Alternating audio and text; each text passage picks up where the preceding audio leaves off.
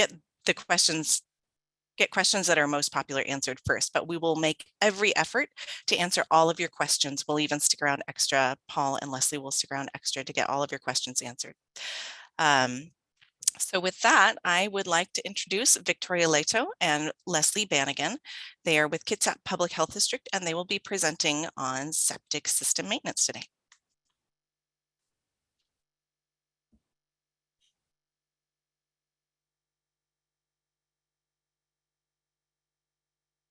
Leslie, you're muted.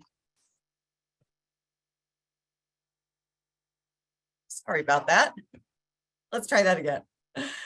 Did you know that you can get more life from a septic system by inspecting the tank every 3 years and pumping when needed? Hi, folks. I'm Leslie Bannigan. And there's my colleague, Victoria Leto. I'm Victoria Leto.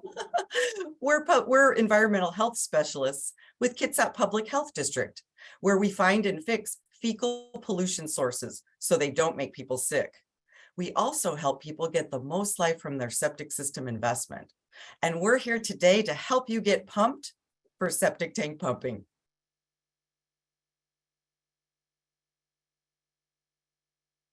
Imagine that you're hosting a backyard barbecue. Everyone's having a great time, and the kitchen and bathroom are getting plenty of use. Suddenly, you smell a lingering odor, and it's definitely not the smell of delicious meat searing on the barbecue. You decide to investigate. And what do you find? Sewage bubbling up from your septic tank. Today, we're going to share some tips to prevent this from happening to you. We want you to get the most life possible from your septic system because we know that it's a big investment. And when we meet with people, we've noticed some common barriers or reasons why maintenance is postponed. Many don't know how their systems work or how to take care of them, and some are afraid of problems and costs. We struggle with these barriers too, and we want to help you overcome them by sharing some simple steps and real life stories to help you get the most life possible from your septic system. The important things are to know how it works, know how to maintain it, avoid water overload, avoid strong waste, and prevent physical damage. So let's start with how a septic system works. Here's a standard gravity system. The basics are the same, even if you have a more complicated alternative system. You can see how all the house wastewater flows through a septic tank where solids settle, allowing just clear wastewater to go through to the drain field soils. This is a side view of a one-compartment septic tank. Sewage flows into the tank through the inlet baffle. The inlet baffle is a pipe that turns water 90 degrees, so the scum layer floats to the top and the sludge settles to the bottom. Baffles keep the stronger scum and sludge solids in the tank, so they don't plug pipes or drain field soils. Only the clearer wastewater in the middle of the tank, called effluent, flows to the drain field. Bacteria in your digested food waste helps break down the solids in your tank. If you want to do something nice for your septic system, eat a delicious meal and go to the bathroom. The microbes from your body do all the work, so don't waste your money on septic system additives. Reduce the use of strong chemicals and cleaning products because they can kill those good microbes in your tank and your drain field. It's very important to inspect septic tanks every 3 years and pump when about 1/3 full of scum and sludge. More complicated alternative systems require inspection at least every year. Here's a typical 2-compartment tank. The second compartment provides another layer of protection for your drain field because the scum and sludge solids settle out more.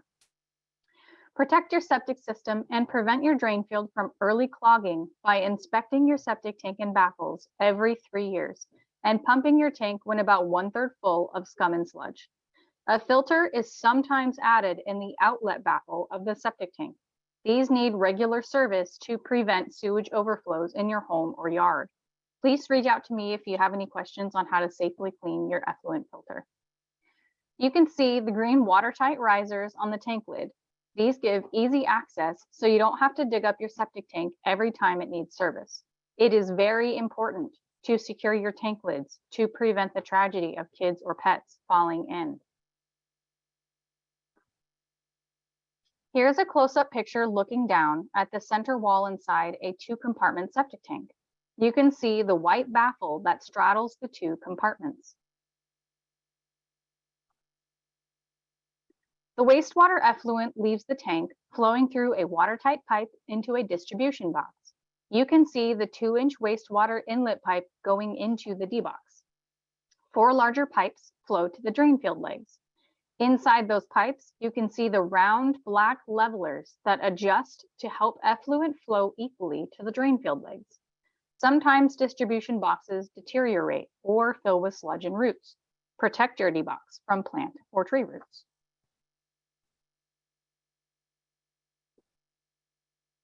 Here's a video of wastewater flowing into a distribution box from a septic tank.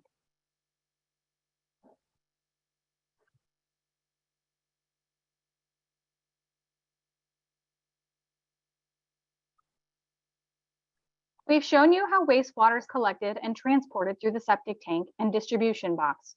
Now let's talk about wastewater treatment. Soil can do an amazing job of filtering and treating wastewater. Soil microbes gobble up waste particles as wastewater effluent wicks through unsaturated soil. Septic systems are carefully designed and drain fields are located to make sure there's enough soil to treat the wastewater. State and local laws permit different systems depending on soil type and depth and setbacks to wells or surface water. Most of us in Washington rely on groundwater for drinking. That's why we need to make sure wastewater is treated by the septic system soils so the bugs and sewage don't make us sick. When you pump water from a well, it develops a cone of depression because it draws in groundwater from around it. It's very important to have your septic set back from wells and to keep your septic system working well so that you don't draw untreated sewage into your drinking water. Here's a gravel and perforated pipe drain field. Perforated pipe has holes in it to allow wastewater effluent to move into the gravel and soils. This is a rare look inside a gravelless drain field. These chambers are used when clean gravel is hard to find or on sites with difficult access. This photo shows a distribution box and transport lines for a gravity drain field where wastewater effluent is distributed equally to each drain field leg. The observation ports allow you to see inside the drain field from above the ground to find out if the system is working the way it was designed. Gravity drain fields with serial distribution like this are typically used on slopes. Sewage completely fills the top leg of the drain field first. Only when the top leg is full does it step down or overflow into the next leg. Be sure to manage trees and shrubs near these step downs to prevent damage.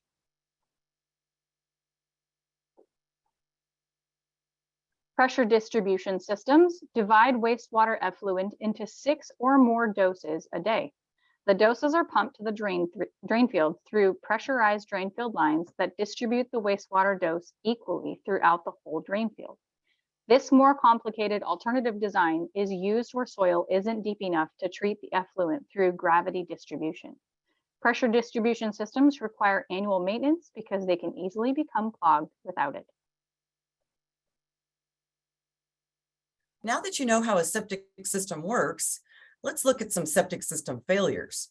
This one has the typical foul-smelling, slimy, blackish gray water surfacing in the drain field. This one also has standing water and soggy soils in the drain field area. Some other things to look for are wet spots during dry weather, gray water, which is laundry or sink water, discharging to the ground surface or surface waters, or gurgling sounds, slow drainage, or backups in plumbing caused by a slow drain field. This tank is a hazard because it's open to the ground surface where people and pets can fall in and flies can transport waste out. See the stained area on the green septic tank riser and signs of moisture on the otherwise dry ground? These are signs of a septic tank overflow that has partially dried. Here we confirmed that sewage was leaking out into the lake by flushing red dye into the house toilet and finding it coming out in the lake. We found high bacteria counts at this bulkhead drain, and dye testing the house confirmed that it was sewage leaking out onto the beach. Now that you know how a septic system works and what a failure looks like, here's how you can find the records for your septic system. Permit and maintenance records have important information about where your system parts are located and your water budget, or how much water your system was designed to treat every day. Go to www.kitsappublichealth.org.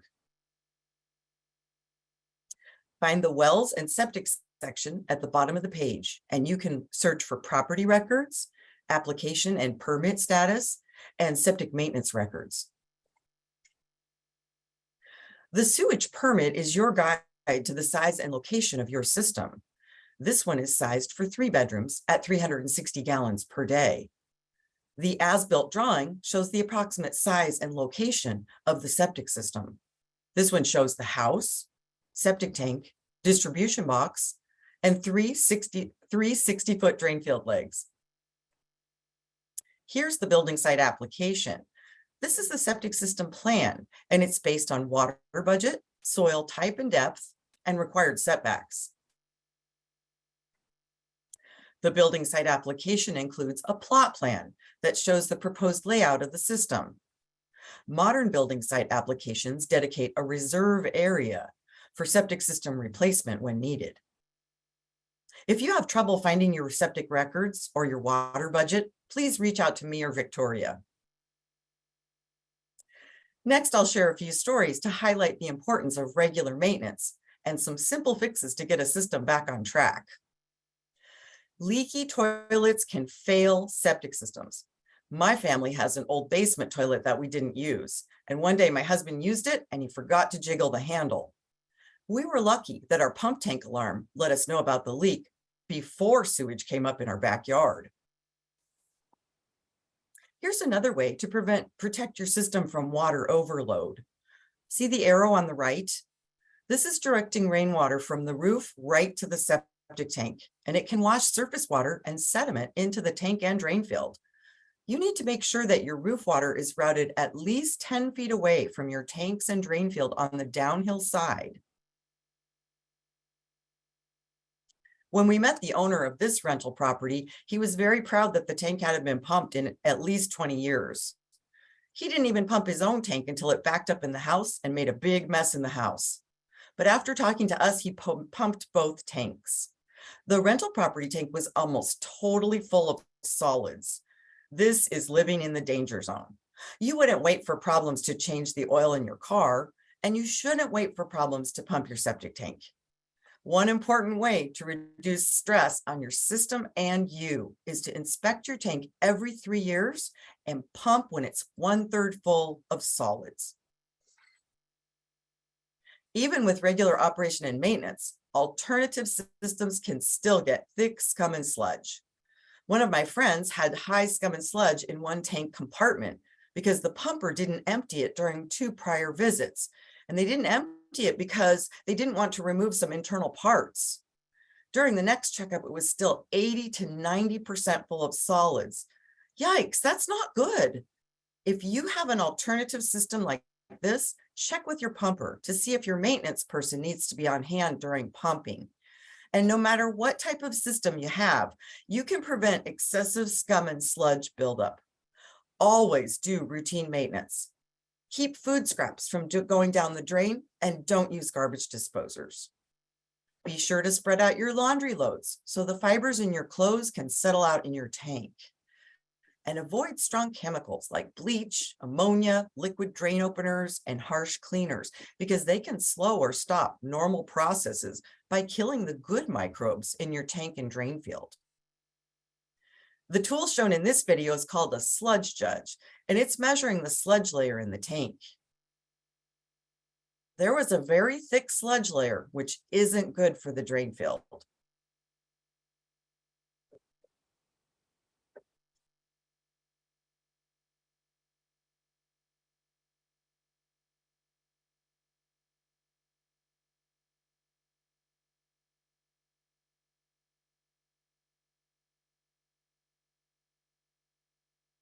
We helped the owner of this system overcome her fear of unknown costs.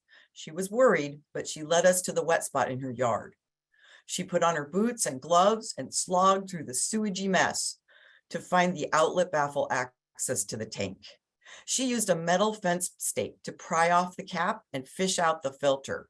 The filter hadn't been cleaned in 7 years. She was one of the lucky ones. Cleaning the filter and pumping the tank was all it took to get this system back on track. When the owner of this system had his tank pumped, the water level was too high. Sometimes this happens when components have settled or have been damaged. Sometimes it happens when a drain field isn't taking water at the designed rate. He used his contractor experience to find the problem, and he was delighted it was a bent transport line instead of a drain field problem.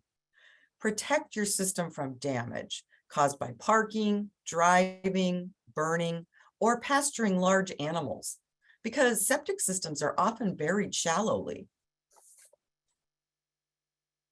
Less toxic cleaning alternatives are safer for your family and your septic system. Be aware that green, natural, eco, and bio are all unregulated marketing terms. And commercial green cleaning products are not required to list all ingredients on the label, and some may contain harmful ingredients.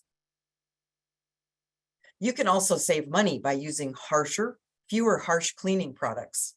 Instead, you can use greener options like baking soda, vinegar, oxygenated cleaner, and Castile soap. But remember that green cleaning alternatives are still chemicals. And for safety, it's really important to label all your cleaning products that you make, and don't reuse cleaning product bottles. We recommend physical cleaning tools that work by elbow grease. Microfiber cloths clean smooth surfaces, dry or wet.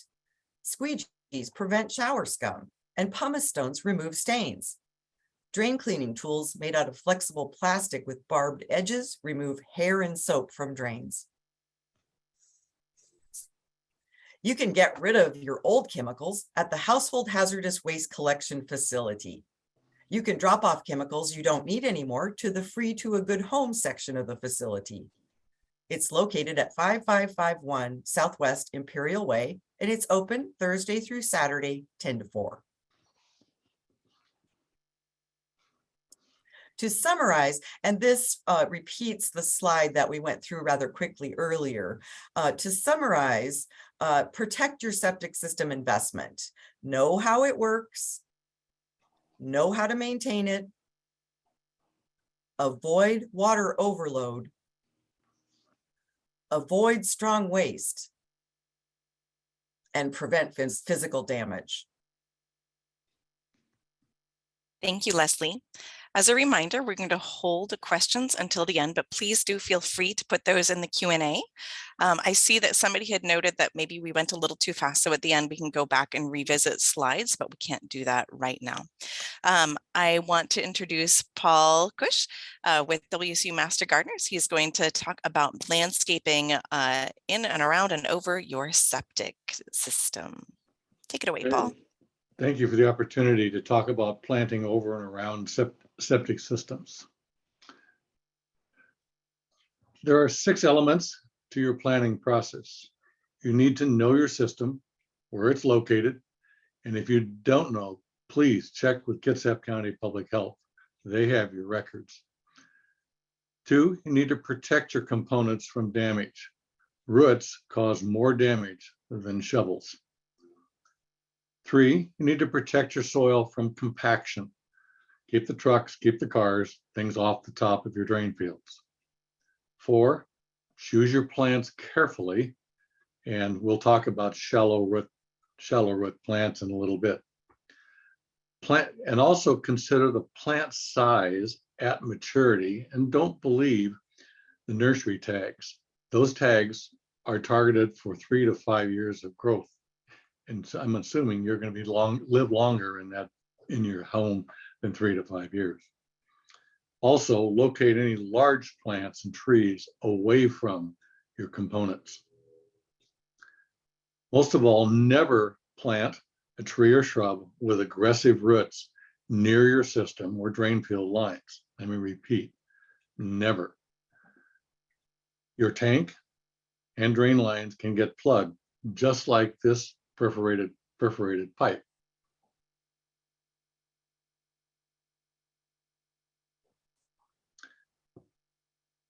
Only choose shallow rooted plants. Always avoid woody plants. Woody plants mean strong woody roots. Plants like willows and cedars with large root systems should never be near your drain field and your septic systems. I know I hate mowing too, but lawns are the best. Shallow root systems, and they will drain very easily and can be replaced very easily if you have to do repair. There are lawn substitutes, a number of alternatives to lawns you might want to consider. Eco lawns are my favorite. Nothing better than a field of little English daisies mixed in with your grass, and it helps you reduce the amount of mowing you're going to have to do on top around your drain field. Another lawn substitute are wildflowers, and they are very common to plant around drain fields. They are low maintenance, nice and easy to look at, easy to reseed. In fact, most of them reseed themselves for another year. Here's a picture of a shallow root, low maintenance, perennial bed. Doesn't look bad. Certainly looks better than grass and is easy to maintain. It is always acceptable to be creative and hide your components. None of us like to see the tank and D-box lids and inspection ports. So be creative. Even a simple decorative pot on the lid in the lawn can remove the eyesore. Creating a small garden around a lid is also acceptable with the correct plants. Or creating a mosaic on the lids can also change the appearance of what's out in your lawn or around your garden. But don't hide your components too well. You will need to find them in the future. I guarantee it. Don't cover with heavy or permanent objects. Don't cover with concrete, plastic sheeting, or weed cloth. These are living, breathing systems that need to be open to the environment. Maintain easy access at all times. You don't want to have to tear up your garden or everything you planted in order to get access to your tanks for your pumping every 3 years. Kitsap also has a hard surface requirement that is 10 feet away from your tanks. So no concrete patios are over your tanks. You'll regret it later when you have to get out the jackhammer in order to get out the tank. I always get the question, can I plant my vegetable garden over my drain field? Vegetable gardens should never be planted over the top of drain fields, and that includes raised beds. Remember, this is a living, breathing ecosystem for processing your household effluent. Gardens need frequent watering. Overwatering will destroy a drain field. Rototilling and turning up soils disrupts the surface and can cause damage to your drain fields. Regular access, even just walking down a path, can create compaction. Even seasonal planting and replanting can damage your components. But most of all, septic effluent contains human pathogens. System failures could put raw sewage into your soil. So plant a lawn, plant an eco lawn, and save yourself a lot of trouble in the future. So just what can I plant? Okay, I really just told you what you can't, except for grass. There are plants that you can use, and the best way to get access to that list is to contact the Kitsap Master Gardeners at the email, mastergardenerkitsap@gmail, or through our website at the extension wsu.edu, or even leave us a message on our hotline phone at 360-228-7320. Master Gardeners are on duty, and they'll be glad to send you a complete list of available material. Thank you. Thank you so much, Paul. At this point, that's the end of our presentation. We have a short video that's going to answer one of the most common questions that we get about septic systems.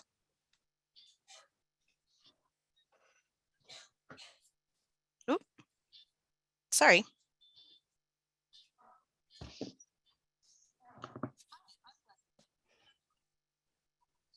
Can't hear it, Cammy.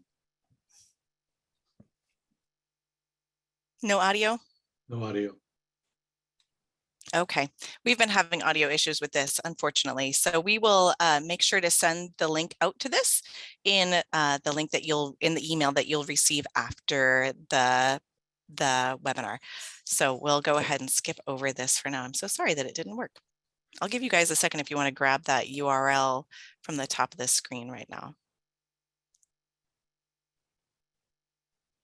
Okay, and maybe one of us could even throw that in the Q&A, except for I can't write it down that fast. Okay.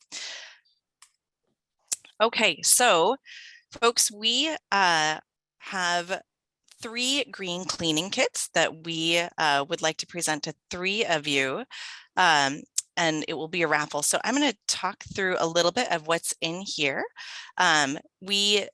Leslie highlighted the importance of green cleaning for your septic system, especially in those areas where anything that you are putting on those surfaces is going to go down into your drain. So some of my favorite items in here are the scrub brush. The squeegee is a really great one for cleaning your shower after each shower so that you don't have to be putting harsh chemical cleaners in your shower to keep it free of soap scum.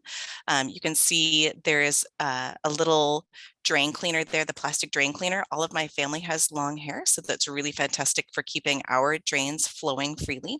There's a pumice stone in there, which is really fantastic for cleaning your toilet. Just make sure that all the surfaces stay wet so that it doesn't score the porcelain. There's also a vinegar-based glass cleaner. There's a Castile soap-based surface cleaner. There's oxygenated cleaner, which works really well for scrubbing. And there's baking soda, which also works really well for scrubbing. So our 3 winners are Terry Parman, Cecile Schwedes, and John Beaumont. So we've got your email addresses from when you registered. So we'll be in contact with you for how to pick up your green cleaning kit. Congratulations. And now it's time for questions and answers. So I'm going to open up our Q&A here and we'll start at the top. So Leslie and Paul, this looks like a question for both of you.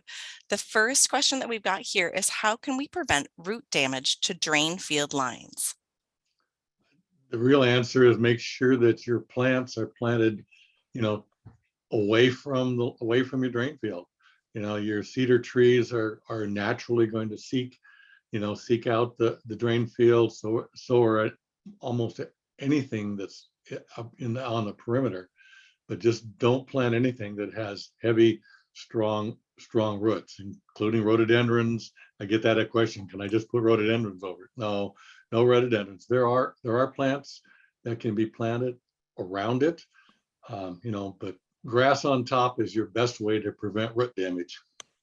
And how far away, Paul, would you say for something, if somebody wanted to plant something like a rhododendron, how far away should it be from there? We like 15 feet. Okay, 15 feet. Thank you. Okay, this question is the one I referenced about the slides going by a bit too quickly. So if you can drop some clarification in the Q&A. The 5th slide, my 5th slide with the stair steps. Oh, the stair steps. Okay. Stair steps, yeah. Okay. I'm going to ask another question. And while you're talking through that, I'm going to back up to that 5th slide. So do Glendon systems need pumping is our next question. Yes, they're just like other systems. They have tanks in front of them, and so the tanks need to be inspected. And if anything, Glendons are even more important to have the maintenance done. Now, Glendons are considered alternative systems because they have more bells and whistles. They have more controls, they have more pumps, they have more technology in them. So they need to be looked at least once a year. But when the tank gets full of solids or a third full of solids, it is time to pump that tank that goes in front of the Glendon units. And so, yes, it's particularly important for Glendons because inside that Glendon box is sand and gravels, different layers of them. And so it's real easy to grease that stuff up with fats, oils, and greases. So it's really important with Glendons not to use, make sure that you're not putting fats, oils, and greases down your drain. Okay, thank you. Is bleach a diluted solution of 1/3 bleach and 2/3 water? Is that best to avoid? It's actually 1 to 10. The best sanitizing and disinfection is a 1 to 10 bleach solution. So that's like 1 ounce of bleach to 10 ounces of water. And then what you do is put it in a spray bottle, or you can use it with a rag. Now, what I recommend for bleach, you have a 1,000-gallon septic tank. So if somebody is sick in the house, 1 cup of bleach is not going to hurt your septic tank. It will moderate the activity in the tank slightly. If you used a cup every day or every week, you would definitely increase the killing of the good microbes in your system. So I only use bleach when I have someone in the house that's sick. And then make sure if you're using bleach that you are letting it sit. That 1 to 10 bleach solution needs to sit for about 10 minutes to make sure that it's adequately disinfecting or sanitizing the surface that you're trying to disinfect. So basically it's reduce as much as you can. Really don't use it unless you need it. If you need to whiten your laundry, try the oxygenated cleaner. I'm very happy with it myself. Thank you, Leslie. Okay. The next question. The grass is green near our septic field, but brown everywhere else. Should we be worried? Not this time of year. This is the time of year where you can really know where your drain field is located because you will see it in the grass if it's high enough in the soil profile. Some of the older systems we put pretty deep down in the soil, but the ones recently over the last 20, 30 years, we really like to see them way up high near the surface because we want oxygen to get into the drain field where the oxygen loving microbes are doing all the extra heavy work. So we really want to you're going to naturally see greening wherever you provide water or nutrients inside a soil box. And so that's really normal. Now, if it's soggy or squishy or you see water coming out of it, that's when we start to worry. Okay. Paul, question for you. Does vinca have aggressive roots? No, I don't think it does. I was just looking it up on my phone while I was sitting here, and that actually may be an item that is on the approved list. They're fairly shallow and could be quite nice out there. Lovely little plants. Yeah. Okay. Can I safely walk on my Glendon mound to seed, and how frequently? You can. What we don't want to see is dogs digging in them, deer, deconstructing the sand mound that goes around the concrete box of the Glendon. So that sand mound is actually the disposal component, and it's really important to keep that together. So seeding it is really important, and you don't want to put too much soil on top of that because you want that oxygen going down inside that concrete box. So use maybe a little handful with a little plant, and yes, you can easily do that, but make sure you're using shallow rooted plants like grass, or I've seen people use strawberries. And did you have a recommendation for how frequently? You can, whenever it's necessary. Okay. Typically, if you're going to be planting grass, you need to avoid those months when the cold weather doesn't really allow it to germinate because grass seed is expensive. So, make sure that the temperature is right. And then, of course, we've had some really hot days as well. So this was kind of a funny summer where between the hot days and the cooler days, it was kind of hard to do anything. Is bamboo toilet paper okay, Leslie? We tested bamboo toilet paper and it did hold together. What we want to see with toilet paper is we want to see it holding together in your jar, either at the top of the jar or the bottom of the jar. And what we did in our videos, we make a really simple way of that you can test your own toilet paper with a jar, some water, and 2 sheets of toilet paper. And it's really very simple. But what should happen is that your jar is acting like your septic tank. So you either want your toilet paper to hang together at the top of the jar or the septic tank, or at the bottom of the jar. And I have to tell you, the bamboo toilet paper hung together at the bottom of the jar along with several others that we tested. Okay. WD-40 has been recommended for cleaning glass shower doors as a good solvent. Is this a bad idea for septic systems? It depends on how much you're using. It's a chemical, and it also is a fat or grease. So that is going to be really hard for your septic system to break down. Greases are very slow to break down, as are oils and fats. So my recommendation is, if you're going to use that, use it on a rag and don't let it drip down into your drain. Wipe it all off with your rag.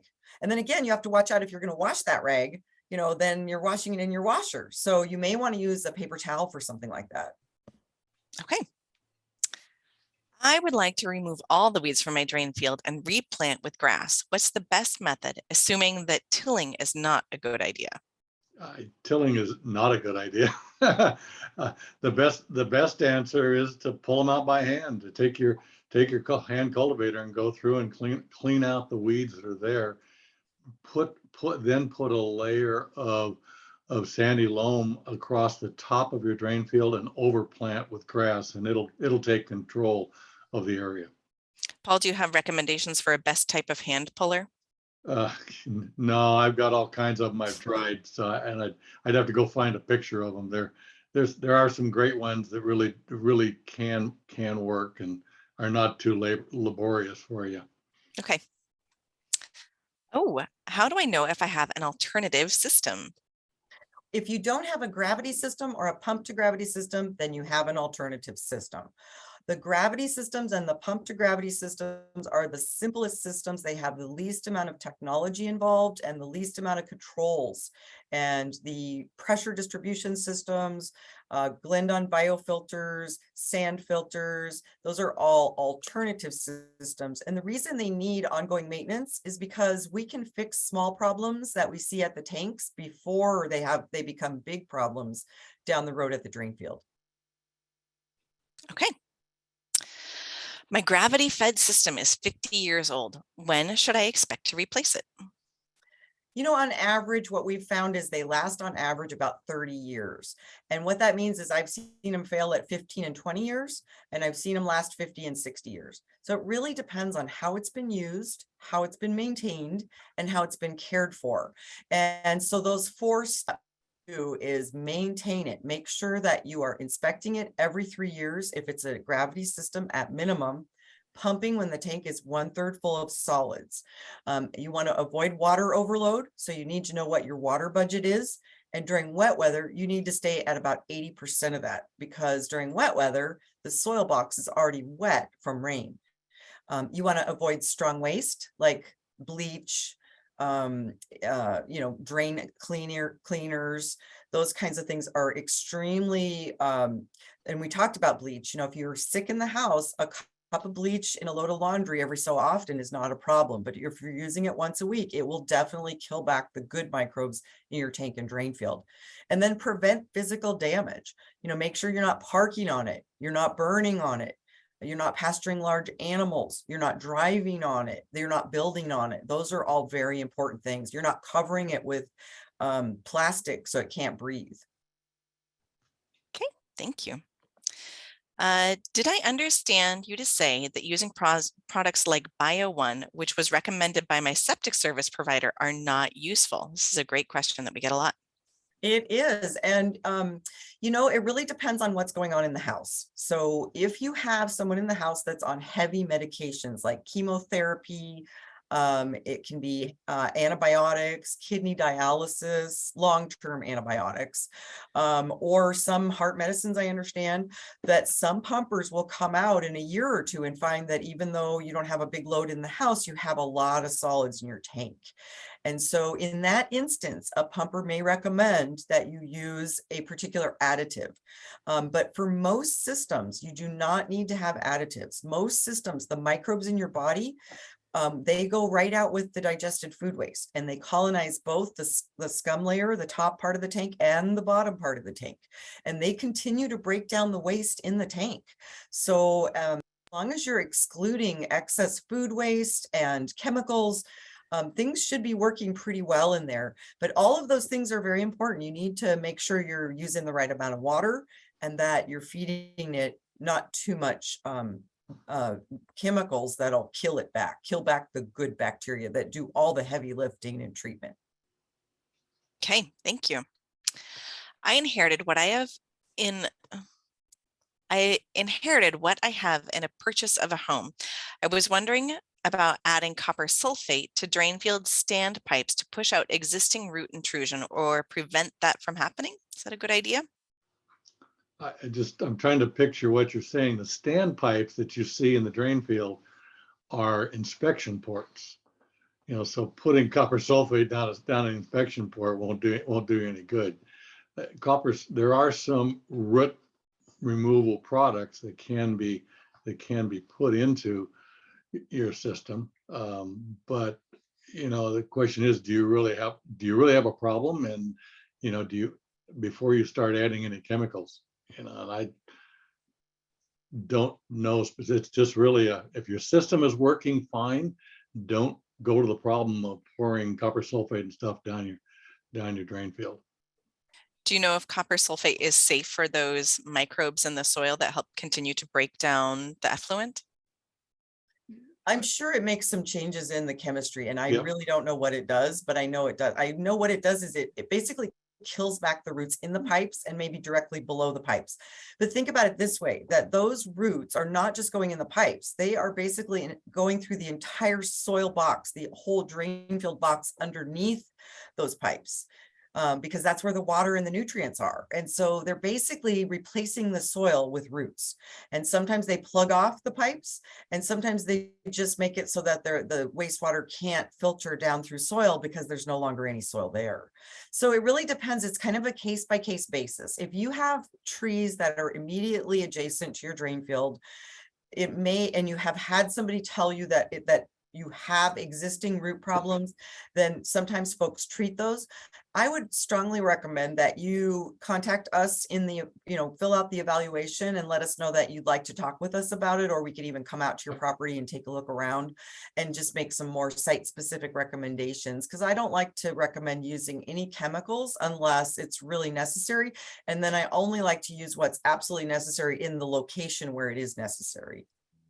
Thank you, Leslie and Paul. Did you have more to add? I'm sorry, did I interrupt? Absolutely. I'm just a believer. If it's working, don't mess with it. I just want to clarify on something that Leslie said. When we end the webinar, or when you leave the webinar, you'll see a link for an evaluation. We really appreciate your feedback in that evaluation. We're always striving to make this webinar better for you. One of the other opportunities that exists in that is if you would like a follow-up from Leslie or Victoria, you can leave your email address there and they will get back in touch with you and see about arranging a site visit so you can get some site-specific questions answered for them. Yeah. And plant-specific questions can come to Master Gardener Clinic, and we'll deal with them one at a time. Yep. Is bamboo a safe plant around septic tank and drain field? That's a tricky question. There are two major types of bamboo. One of them is absolutely dangerous. It spreads very rapidly and is a very deep penetrating root structure. It's almost impossible to remove it. The other one is supposedly, safe and doesn't creep and crawl around, but my best answer is I wouldn't put either one of them near my drain field. They want moisture and they want the nutrient, and you will get them to grow right over into your tank. Okay. Our home was built in the mid-1960s. So far, everything looks good. Is there a time when to replace an older septic tank system? An inspector said he thought the tank may be a cement one. Most septic tanks are concrete. We do have a few plastic tanks that are out there, but those are only really used in circumstances where you can't get the concrete tanks in. The concrete tanks are preferable, so that's not a problem. You'll know when to replace a septic system, when it's either backing up in the house because of a slow drain field, or when it's surfacing in the yard, or it is, surfacing at a pipe that's going nearby, or something that's draining out to a stream, that's when we know that you have a failure. Until then, until either sewage comes up above the ground or backs up into your house, typically those systems are working. And as long as you're having them inspected every 3 years, that should really give you an idea of how well they're working. It'll tell you how many solids they found in the tank. It'll tell you the water level found in the tank. So there's a lot of information about how that system's been serviced in our maintenance records. And we're happy to give you more information about that if you're having trouble finding it. Thank you. Do fertilizers or moss removal products on your lawn have an impact on the drain field? Well, it depends on how aggressive you want to you're fertilizing. I'm fine with normal fertilizing on grass and normal moss removal, because it should stay systemically in the plant and on the surface. But if you're gonna put heavy applications, you will impact your soil, and you will change the chemistry of what's underneath. Well, and fertilizers and moss removal products are expensive, and they also are very bad for water quality. Yep. So if they run off your lawn, that's not good. And so my recommendation, if you insist on using, if you really need to use fertilizers or moss removers, make sure you are following the directions, and particularly regarding wet weather, raining weather. You need to make sure that you're not going to have a rain right afterwards where you lose the good benefits of the fertilizer and you let it run off into places where it makes problems. Yep. Okay. This person says we don't use toilet paper at all. They use bidets and flannel pat pads. Is this a problem? It depends on water use. It depends on your water budget for your house. So not using toilet paper, what you're basically doing is you're using water instead. So you're using water in the bidet, and then you're washing the flannel pat pads. So you're basically running the same stuff down in the system. You're just using a little more water while you do it. You are removing maybe a little bit more, a slight bit more, from wiping, but it's not really a lot. There's, a moderate amount. You've already, the waste products you've already put in there is much more. But, you still are using a little bit more water. So that's where you really need to watch out. And make sure, I always recommend only doing 2 laundry loads in any given day, because think about how many fibers are coming out of your clothes in the dryer. Well, you got just as many coming out in the washer, but we don't have a filter there. So it's really important that you give your laundry loads time to settle out in the tank. So I only will do 1 in the morning and 1 at night. And I break them up on purpose, even though I have a low flow washer, because there's just really a lot of fibers in our clothes, particularly fleece fibers, that will never break down because they're plastic. Okay. How long do well-maintained Glendon systems last? What are the replacement costs? We have seen Glendon systems last from about 2 years to about 30 years. And the replacement costs, I'm sure those have gone up. It used to be they were about $5,000 per unit, but they may be a little bit more now because all prices of everything has gone up. So I would say you're probably ranging about $5,000 to $10,000 per unit, and each unit is 1 bedroom. And it's probably not quite 10. I mean, it may be like 7 or 8. I'm not 100% sure about that.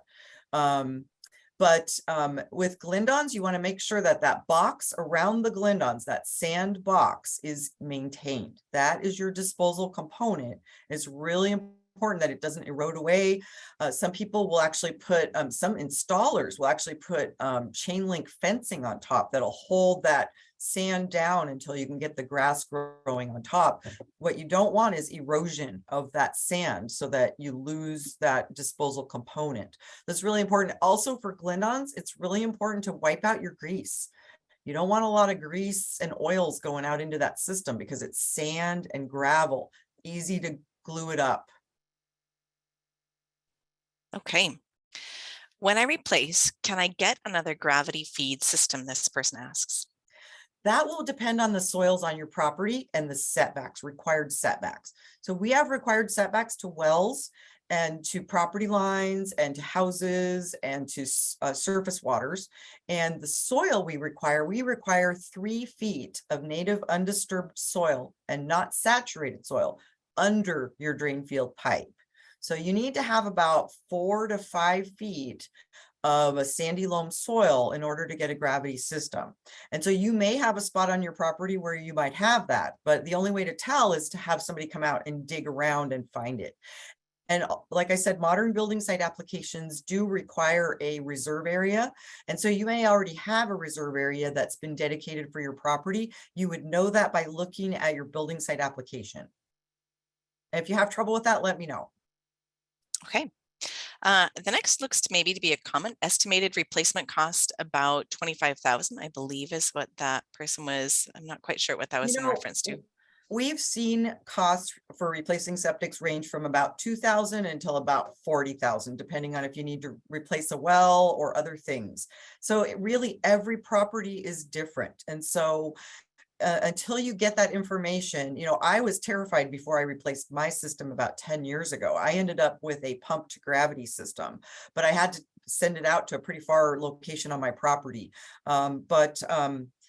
It's just something that your property will determine what type of system that you can have. And it's basically because of the soils on your property. And so some properties, really the most important thing to site on the property is your septic system.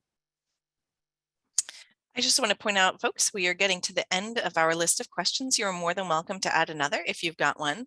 If you had a question, though, that maybe it was too much to type, if you want to hang out with us once we've finished answering the questions in the Q&A, we'll invite you to go ahead and use the raise hand function, and I can unmute you and you can ask a question out loud to Paul and Leslie. Our next question asks, I am not a low-income homeowner, so I would not be eligible for the county's suggested lender. Do commercial banks make loans for replacement of septic systems? We usually recommend going through Craft 3, which is they have a water quality loan program, which I'm assuming that what you're talking about, they're a nonprofit that's available in Washington and Oregon. It's CRAFT and then the number 3 after that. And they do have phone numbers and websites that you can check on eligibility. Also, you can try the USDA Rural Development Program. That's good for low-income folks as well and seniors. As far as I always recommend to property owners checking with your existing financial institutions to see whether you can get a better rate. Sometimes your existing home mortgage or your existing bank that you already have a relationship with, you may be able to get a better rate through them. Okay. Why does the county require some of us to have our tanks inspected yearly? If you're required to have your tank inspected yearly, then you probably have an alternative septic system. It's probably a pressure distribution system or a Glendon biofilter or a New Water or an Oscar or a sand filter or a Mound. And all of those systems need annual monitoring to make sure that they don't have a problem that will end up costing you downstream. So in other words, if we find, for example, pressure distribution systems, they actually check the drain field on both sides every year to make sure the pressures are equal. And if they're not, they flush the lines so that they distribute the wastewater equally throughout the drain field instead of allowing some of the ports to plug up through normal operation. And so the reason we require annual inspection of your system is to prevent problems downstream. Okay. How do you care for a vacation house that's not frequently used or how is it different to care for a house that's not frequently used from a house that's constantly lived in, I think? Well, it really depends. Some of those houses that are vacation houses, you hit them really hard when you're there. And in that case, you really want to make sure you're inspecting them. You're going to want to figure out how many weeks of the year that you're there and how many people are in the house during that time period. And so that's really something that you want to start a periodic inspection program, maybe have it inspected, see whether it needs to be pumped. And if it doesn't need to be pumped, your pumper can recommend maybe an extended period. But then if you start using it more, you really need to start maintaining it more. So it really depends on how much you're using it, how often you need to maintain it. So with normal living, we recommend every 3 years for gravity systems. So really it's going to kind of depend on how much you're at that house. But I would probably recommend at least every 5 years, because the baffles in the tank can easily corrode and drop into the tank. And even if the tank is not full of solids, they don't have to pump the tank. They can just inspect it and fix the baffles if there's a problem. Okay. Is 15 feet really enough distance from tank for larger trees? Doesn't seem to be for my tank or Olympic Luther havens. Well, that's a general rule, 15, 20 feet. The farther you can be away, the safer you're going to be. And, we have people that want to plant right alongside their drain fields. And we try to give them a rule of thumb that says, don't get close. And if you have to put an orchard out there, at least start at 15, 20 feet away from it. Somebody says they didn't get the information on toilet paper. We'll be sending that out for you in an email. I'm sorry we couldn't get the sound to work on the video. That's happened a couple times for us. Somehow, I don't know, sometimes Zoom just doesn't talk to the video right. But essentially, you need to tap into your inner scientist and test your toilet paper at home. Grab a jar, fill it up with water, get 2 sheets of toilet paper, put it inside, and then just give it a gentle swirling motion. You don't need to shake it up very much. You're going to kind of imitate the motion of the toilet paper around the bowl, down into the drain pipe, and out into the septic tank. And then you look at it and see whether it's held together in the jar. If it breaks apart into a snowstorm in the jar, that is not the right toilet paper to use. What we want to see is the toilet paper holds together and either stays at the top of the jar or the bottom. And we also want you to wait about a week and look at it again then to make sure that there's no changes have happened, because there's so many different kind of toilet papers out there. And even within the same brand, we see different results.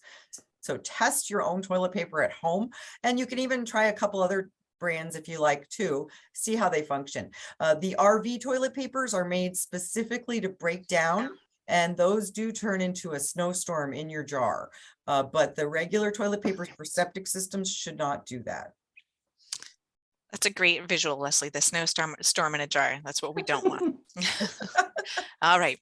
When redoing a system, can the tank be reused, but the drain field rerouted?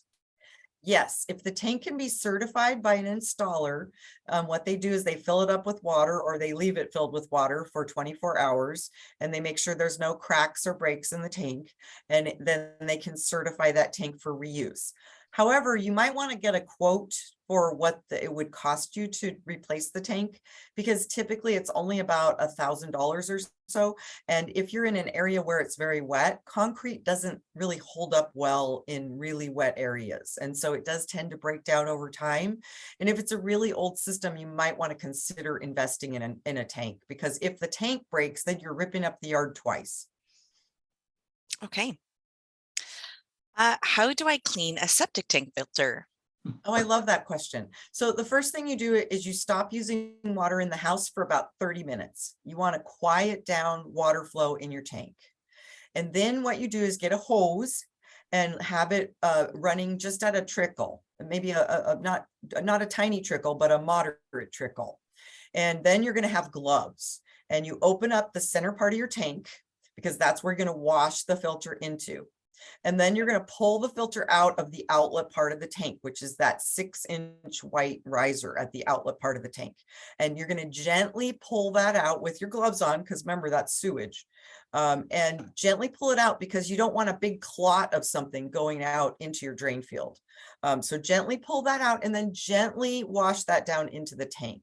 And I say gently because what you don't want is to shoot water at the filter and have it spray right back into your face. You also don't want it where you're shooting water into the tank and it's forcing a big flood of a big slug of scum out into the drain field pipe, where it could plug up the pipe. So you want everything to stay very calm while you're cleaning it off that filter. And you should probably do that about annually. If you do it annually, it'll be a little easier to clean. Excellent. This person asks, we should not install garbage disposals in our kitchen sink drains to keep food out of our septic system, correct? That's what I would recommend. I have one in my system, but everyone is forbidden to use it, except at the very. Oh, Leslie, you muted somehow in the middle of that sentence. There we go. At the very last time of the night, I will run it. I'll allow my husband to run it one time with no solids in there. We use the little sink strainers, the screens in our sink. So we don't get any food scraps down in there of those large food scraps. So I will allow them to run it once at night to just like clear the water through there. But we don't really use it at all. Okay, folks, I want to acknowledge that it's a little bit past 11 and this webinar was meant to go to 11. Paul and Leslie and I will stick around for as long as you've got questions, and we will keep answering questions, but we understand if you need to log off. I remind you that there will be the evaluation at the end, and we would really welcome your feedback. But for the rest of you, if you want to stick around with us, we'll stay around as long as you've got questions. The next person asks, next time, could you please illustrate live the toilet paper test instead of leaving up the current slide for so long? Thanks for considering. Yes, our video was meant to do just that and illustrate that toilet paper test live. I'm so sorry that technology was not on our side today. You will receive a link to the video so you can see us testing the toilet paper in that video. And it's short. It's Leslie, 2 minutes, 2.5 minutes. And we tried to make it fun. So check it out. Okay, next question. How can you measure the bottom sludge level? Well, what the pumpers do is they have that sludge judge. It's a long, clear tube. And we had a video of that in our presentation. And what they do is they slide that sludge judge down into the baffle there. And what they do is they look at how much of the dark stuff that they see. The dark stuff at the bottom, that's the sludge. And that's where he's right there. He's using that sludge judge. And so he's pushing that down in the tank, and then he puts his thumb over the hole at the top. And then when he pulls it out, he's got kind of a column of what your tank looks like. You can see her tank had scum at the top, but she had a lot of sludge in the bottom. This is that alternative system that hadn't been pumped in several years. Okay. And if you want to measure your sludge yourself, I don't typically recommend that because it's a very dirty job. You know, there is a way to do it. If you really insist, give me a call. I'm happy to give you the information. But the problem with it is you have to use good hygiene, because you could make everybody in your house sick, spreading sewage around your house and in your carpet. It's really easy to do. Okay. There's a good picture of the filter. Is that the filter, Leslie, off to the left there? That's a filter for an alternative system. I believe that's a new water. And that is the large, but you can see how full of salt, how dirty that filter is. That's a bigger filter that we actually have 4-inch filters in normal septic tanks. That's a very large, I think that's an 8-inch filter or 10-inch filter. And that's in the alternative system that she has. It's a pre-treatment aerobic treatment unit. And it's because she has shallow soils. She only has 2 feet of soil instead of 3. And so she ended up pre-treating the waste so that it's easier for the soil to treat. Interesting. Okay, at this point, I don't have any other questions in our Q&A. So I see one hand raised out there. If you've got a question that you would like us to ask out loud to Paul and Leslie, go ahead and raise your hand using the raise hand button at the bottom of your screen. And I will give you permission to talk and you can ask that question out loud. So Marjan, if you would like to ask that question that you've got, you may do so. You're the hand that I see raised, and I'll give you a second or two to unmute. No, I've asked all my questions, but thank you.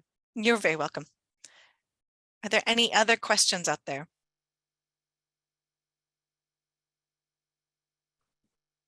Oh, one more in the Q&A I see. As long as the homeowner completes the necessary septic training, can the homeowner design the system? No, the state requires that septic designers and sanitary engineers are licensed by the State Department of Licensing. And so we actually have to take a test. I had to take the same test as a wastewater inspector. And basically it's a long test about how all work. If you're interested in learning more about Washington On-Site Sewage Association does a lot of really good trainings. Okay. I will give just another few seconds in case anybody has another last minute question that they want to pop into the Q&A, or if they want to raise their hand and ask. If you've got more specifics, again, if you fill out our evaluation, then you can put down your email address there and request a site visit from Leslie and Victoria. If you would like to contact Paul, I can throw his contact information up again really quickly. If you've got specific planting or landscaping questions and would like more detail, there's that.